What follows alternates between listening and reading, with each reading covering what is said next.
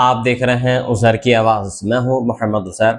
आज की इस बड़ी अंतर्राष्ट्रीय खबर में बात करेंगे फ़िलीपींस में आए विनाशकारी भूकंप की, जिसने पूरे एशिया में चिंता बढ़ा दी है।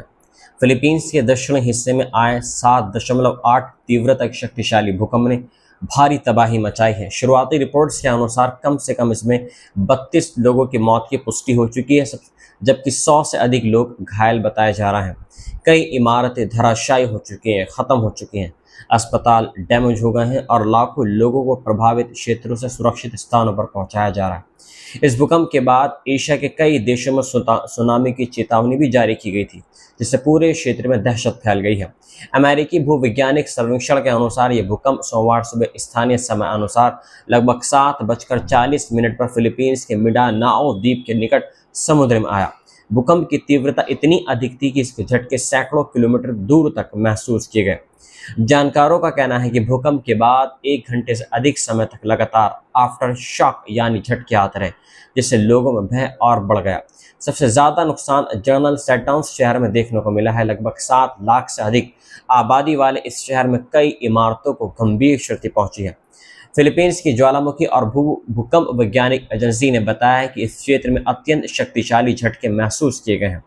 सोशल मीडिया पर सामने आए वीडियो में देखा जा सकता है कि एक 3 मंजिला इमारत जिसमें प्रसिद्ध फास्ट फूड रेस्टोरेंट जोलिबी संचालित हो रहा था, अचानक धूल और मलबे के गुबार के बीच ढह गया।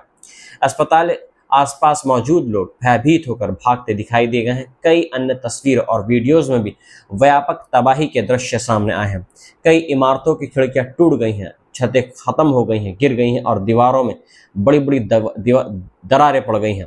सड़कें क्षतिग्रस्त हो गई हैं और कई इलाकों में बिजली तथा संचार सेवाएं भी प्रभावित हुई हैं। राहत और बचाव दल लगातार मलबे में फंसे लोगों की तलाश कर रहे हैं।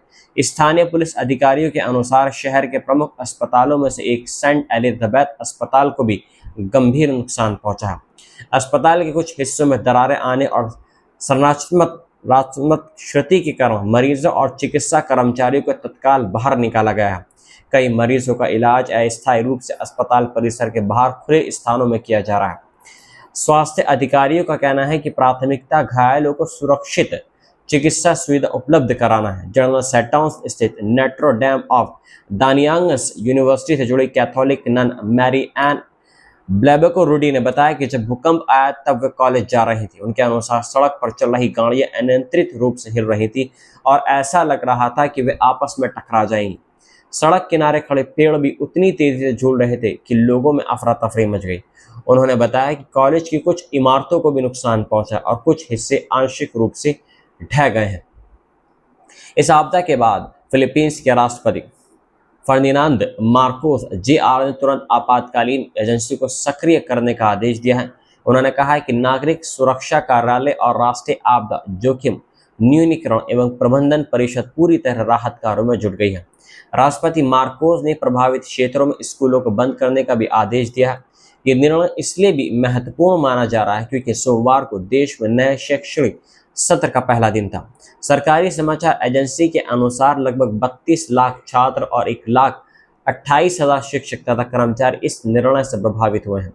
राष्ट्रपति मार्कोस ने कहा है कि बच्चों की सुरक्षा सबसे पहली प्राथमिकता है और किसी भी प्रकार का जोखिम नहीं लिया जाएगा। भूकंप के बाद पूरे एशिया में सुनामी को लेकर भी चिंता बढ़ गई है। फिलीपींस, इंडोनेशिया और कई अन्य देशों ने समुद्री तटीय क्षेत्रों के लिए चेतावनी जारी की है। लोगों को समुद्र तटों, नदी मुहानों और निचले तटीय इलाकों से दूर रहने की सलाह दी गई है। बाद में फिलीपींस और इंडोनेशिया ने सुनामी चेतावनी वापस ले ली, लेकिन जापान के दक्षिणी तट और उसके कुछ प्रायद्वीपीय क्षेत्रों में अभी भी सतर्कता बरतने की सलाह जारी की गई है। इंडोनेशिया के उत्तरी सुलावेसी प्रांत में भी लोगों को एहतियातन सुरक्षित स्थानों पर पहुंचाया गया है। कई स्थानों पर परिवार अपने जरूरी सामान के साथ घरों से बाहर निकलते दिखाई दिए। प्रशासन लगातार समुद्री गतिविधियों पर नजर बनाए हुए ताकि किसी भी संभावित खतरे का समय रहते पता लगाया जा सके। फिलीपींस दुनिया के उन देशों में शामिल है जो प्रशांत महासागर के तथाकथित रिंग ऑफ फायर क्षेत्र में स्थित है। ये क्षेत्र भूकंप और ज्वालामुखी गतिविधियों के लिए जाना जाता है। यहाँ पृथ्वी की कई टेक्टोनिक प्लेट्स एक दूसरे से टकराती हैं, जिसके कारण अक्सर शक्तिशाली भूकंप आते रहते हैं। जानकारों का कहना है कि इसी वजह से फिलीपींस को दुनिया के सबसे अधिक भूकंप प्रभावित देशों में गिना जाता है। राहत और बचाव कार्य अभी भी जारी है और मृतकों की संख्या बढ़ने की आशंका जताई जा रही है। कई इलाकों से अभी तक पूरी जानकारी नहीं मिल पाई है, क्योंकि संचार और परिवहन व्यवस्था प्रभावित हुई है। प्रशासन ने लोगों से अपील की है कि अफवाहों पर ध्यान न दें और केवल आधिकारिक सूचनाओं का पालन करें। इस समय सबसे बड़ी चुनौती प्रभावित लोगों को सुरक्षित आश्रय, भोजन, पीने का पानी और चिकित्सा सहायता उपलब्ध कराना है। हजारों परिवारों को अस्थायी राहत शिविरों में पहुंचाया जा रहा है। सेना, पुलिस और आपदा प्रबंधन एजेंसियां मिलकर राहत अभियान चला रही हैं। फिलीपींस में आई ये त्रासदी एक बार फिर हमें प्रकृति की अपार शक्ति का एहसास करा रही है। कुछ ही सेकंड के भीतर एक शक्तिशाली भूकंप ने लाखों लोगों का जीवन प्रभावित कर दिया।